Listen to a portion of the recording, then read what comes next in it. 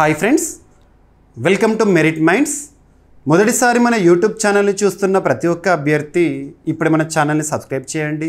ఈ వీడియో కనుక నచ్చినట్లయితే లైక్ చేయండి. మీ ఫ్రెండ్స్ అందరికీ పోటీ పరీక్షలకు ప్రిపేర్ అవుతున్న ప్రతి ఒక్క ఆస్పిరెంట్కి ఈ వీడియో లింక్ని షేర్ చేయండి. ఇక ఈరోజు మనం ఉపరాష్ట్రపతి రాజీనామాకి సంబంధించి సబ్జెక్ట్కి లింక్ చేస్తూ ఒక్కొక్క పాయింట్ని వివరంగా తెలుసుకుందాం. ఇక టాపిక్లోకి వస్తే వెరీ ఇంపార్టెంట్ కరెంట్ పాలిటీలో భాగంగా ఈ టాపిక్ నుండి క్వశ్చన్స్ని ఎక్స్పెక్ట్ చేయొచ్చు. డైరెక్ట్ సింగిల్ లైన్లో క్వశ్చన్ ఇవ్వట్లేదు. ఇటీవల కాలంలో పోటీ పరీక్షల్లో స్టేట్మెంట్స్ ఇస్తారు. కాబట్టి వార్తల్లో ఏదైనా ఒక టాపిక్ నిలిచింది అంటే దానికి సంబంధించి డెప్త్గా స్టడీ చేయాల్సిందే. సో ఫస్ట్ అసలు టాపిక్ హెడ్డింగ్ ఏంటి?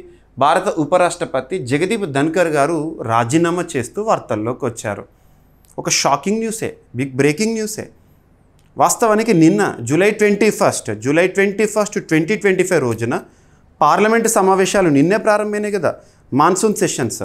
సో ప్రారంభం ఏదైతే ఉందో అందులో మొదటి రోజు అద్భుతంగా సభని కూడా నిర్వహించడం జరిగింది. ఇక రాజీనామాతో నిన్న రాత్రి జూలై 21 రోజున రాజీనామాని సమర్పిస్తూ వార్తల్లోకి వచ్చారు. ఇది ఒక న్యూస్. మరి దీనికి సంబంధించి సబ్జెక్ట్ లింక్ చేద్దాము. దేశంలోనే అత్యున్నత చట్టం మన రాజ్యాంగం. దేశంలోనే అత్యున్నత చట్టం మన రాజ్యాంగం.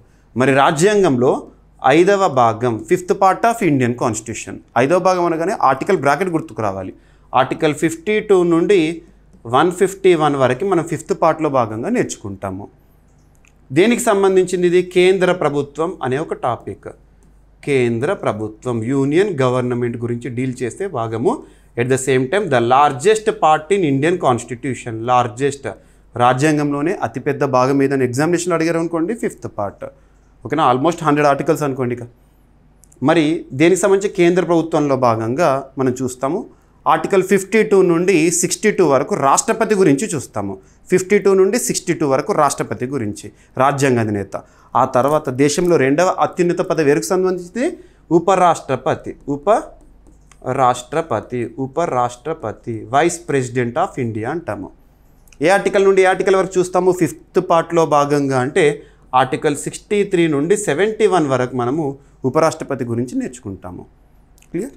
ఇక మరి ఒక్కొక్క ఆర్టికల్ ఏం తెలుపుతుందో చూద్దాం. ఫస్ట్ ఆర్టికల్ 63, రాజ్యాంగంలో ఆర్టికల్ 63 ఏం తెలుపుతుంది అంటే దేశంలో ఉపరాష్ట్రపతి పదవి అనేది ఉంటుంది. అంటే ఒక ఉపరాష్ట్రపతి ఉంటారు దేశానికి. ఓకేనా, ఉపరాష్ట్రపతి పదవికి సంబంధించి ఇంట్రొడక్షన్.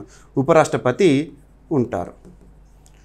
Article 64 very important. సింపుల్గా చెప్పాలంటే అసలు ఉపరాష్ట్రపతి అనే పదవి భారత రాజ్యాంగంలో ఎందుకు పేర్కొన్నారో దానికి సమాధానం ఆర్టికల్ 64గా మనం తెలుసుకోవచ్చు. Vice president of India is ex officio. Vice president of India is ex officio chairperson of upper house in parliament or Rajya Sabha. దేశంలో పార్లమెంట్ ఉంది కదా, పార్లమెంట్లో మనం ద్విసభ విధానాన్ని చూస్తున్నాం కదా, బైకామరలిజంని చూస్తున్నాం కదా. ఆ 2 సభల్లో ఒక సభ ఎగువ సభ అంటాం, అప్పర్ హౌస్ అంటాం, లేదా రాజ్యసభ అంటాం. రాజ్యసభకి ఎక్స్ అఫిషియో చైర్పర్సన్గా ఎవరు విధులు నిర్వర్తిస్తారో? ఉపరాష్ట్రపతి గారు విధులు నిర్వర్తిస్తారు. గుర్తుంచుకోండి, ఉపరాష్ట్రపతి ఎక్స్ అఫిషియో రాజ్యసభ చైర్మన్. మరి ఈ అంశాన్ని, ఈ భావనని ఏ దేశ రాజ్యాంగం నుండి మనం స్వీకరించాము మన రాజ్యాంగంలోకి అంటే United states of America, American constitution నుండి స్వీకరించాం. అక్కడ కూడా సేమ్ వైస్ ప్రెసిడెంట్ వాళ్ళ పెద్దల సభకి ఎక్స్ అఫిషియో చైర్పర్సన్ అలాగా. ఓకేనా, అంటే ఎవరైతే ఉపరాష్ట్రపతిగా భారతదేశంలో ఎన్నిక అవుతారో ఆటోమేటిక్గా తనకి ఇంకొక బాధ్యత ఏంటి? సభా సమావేశాలని నిర్వహించాల్సి ఉంటుంది. క్లియర్? ఇక ఇక్కడే ఇంకొక కంటిన్యూషన్గా ఆర్టికల్ 64లో భాగంగానే అర్థం చేసుకోండి.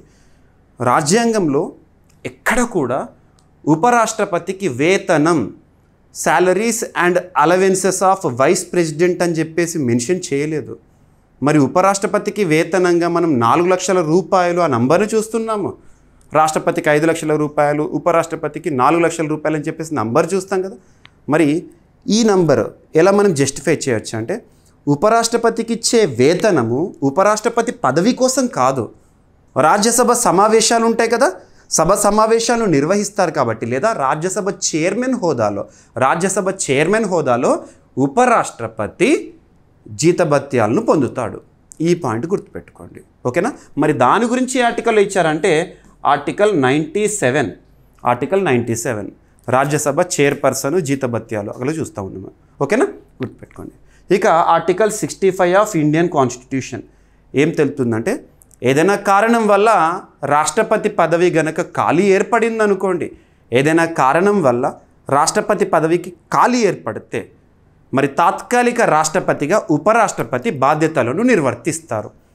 ఉపరాష్ట్రపతి తాత్కాలిక రాష్ట్రపతి అనే అంశం ఆర్టికల్ 65లో ఉంటుంది. ఇక్కడ మీకు కరెంట్ అఫైర్స్లో భాగంగా ఇండికేటివ్గా చెప్తున్నాను, ఇండికేటివ్గా మాత్రమే. మన ఇండియన్ పాలిటీ కోర్స్లో ఈ టాపిక్ ప్రతి ఒక్కటి కూడా ఇన్ డీటెయిల్గా ఒక్కొక్క ఆర్టికల్ గురించి చాలా డెప్త్గా డిస్కస్ చేశాను. గతంలో ఎలా అడిగారు క్వశ్చన్స్ అవన్నీ కూడా ఇక్కడ మనం కరెంట్ అఫైర్స్ లింక్ చేస్తున్నాం కాబట్టి మీకు ఇవన్నీ ఐడియా రావాలి. ఓకేనా. అండ్ నెక్స్ట్ వచ్చేసి ఆర్టికల్ 66లో భాగంగా ఉపరాష్ట్రపతి ఎన్నిక విధానం గురించి, ఎలక్టరల్ కాలేజీలో జరుగుతుంది అని, అర్హతల గురించి ఇవన్నీ కూడా మెన్షన్ చేశారు ఆర్టికల్ 66లో భాగంగా.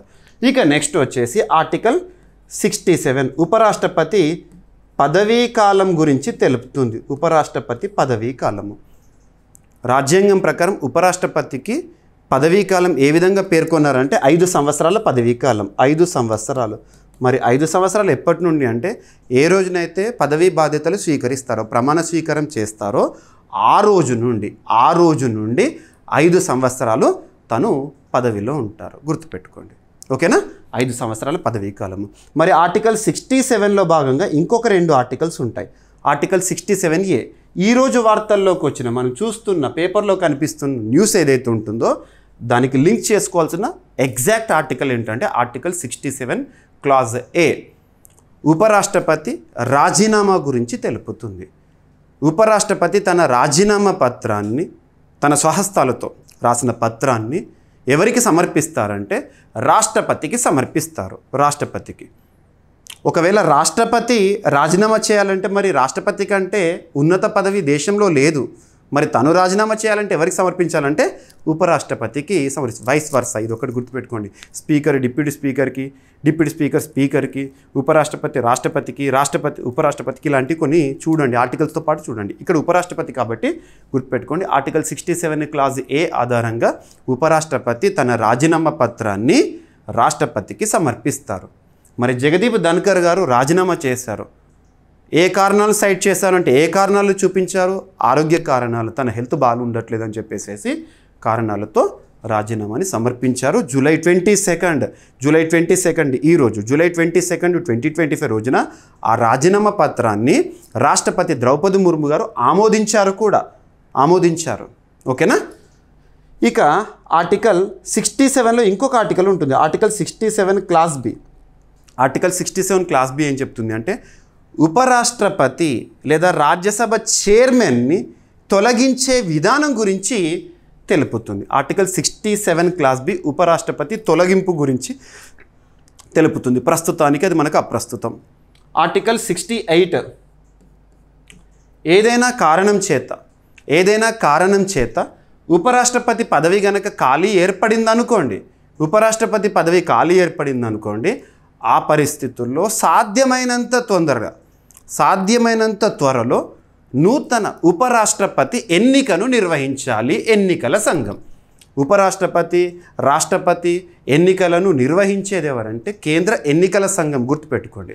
మరి ఇప్పుడు ఉపరాష్ట్రపతి పదవి అఫీషియల్గా జూలై 22, 2025 రోజున రాష్ట్రపతి ఆమోదంతో ఖాళీ ఏర్పడింది. మరి ఖాళీ ఏర్పడింది కాబట్టి వేకెన్సీ వచ్చింది కాబట్టి మరి సాధ్యమైనంత తొందరలో ఎన్నికలను నిర్వహించాలి నూతన ఉపరాష్ట్రపతి కోసం. గుర్తుపెట్టుకోండి. ఓకేనా, సాధ్యమైనంత త్వరలో మెన్షన్ చేశారు. ఇక నెక్స్ట్ కొత్తగా ఎన్నికైన ఉపరాష్ట్రపతి ఎవరి సమక్షంలో పదవీ ప్రమాణ స్వీకారం చేస్తారు అని అడిగారు అనుకోండి, రాష్ట్రపతి సమక్షంలో పదవీ ప్రమాణ స్వీకారం చేస్తారు రాష్ట్రపతి. గుర్తుపెట్టుకోండి. ఓకేనా. సో ఈ విధంగా ఇక ఆర్టికల్ 70, 71 ప్రస్తుతానికి అప్రస్తుతం. ఇవి మాత్రం మనకి ఇంపార్టెంట్. మరి ఉపరాష్ట్రపతి జగదీప్ ధన్కర్ గారు 2022 సంవత్సరంలో ఉపరాష్ట్రపతిగా గెలుపొందడం జరిగింది ఎలక్టోరల్ కాలేజ్ ఆధారంగా.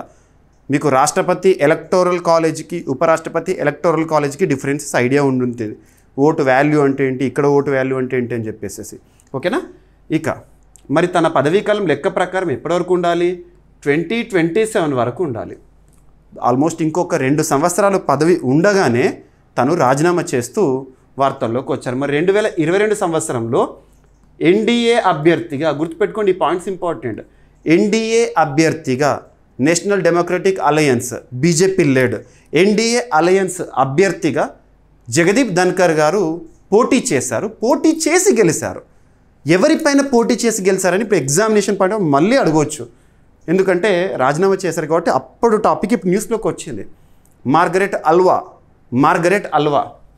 సో యూపీఏ అభ్యర్థి, యూపీఏ బలపరిచిన క్యాండిడేట్ మార్గరెట్ అల్వా పైన గెలుపొందడం జరిగింది. మార్గరెట్ అల్వా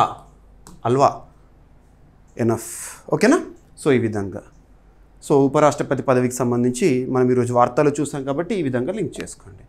సో భారత ఉపరాష్ట్రపతి జగదీప్ ధన్కర్ జూలై 21న తన పదవికి రాజీనామా చేశారు. జూలై 22న ఆమోదం తెలుపబడింది.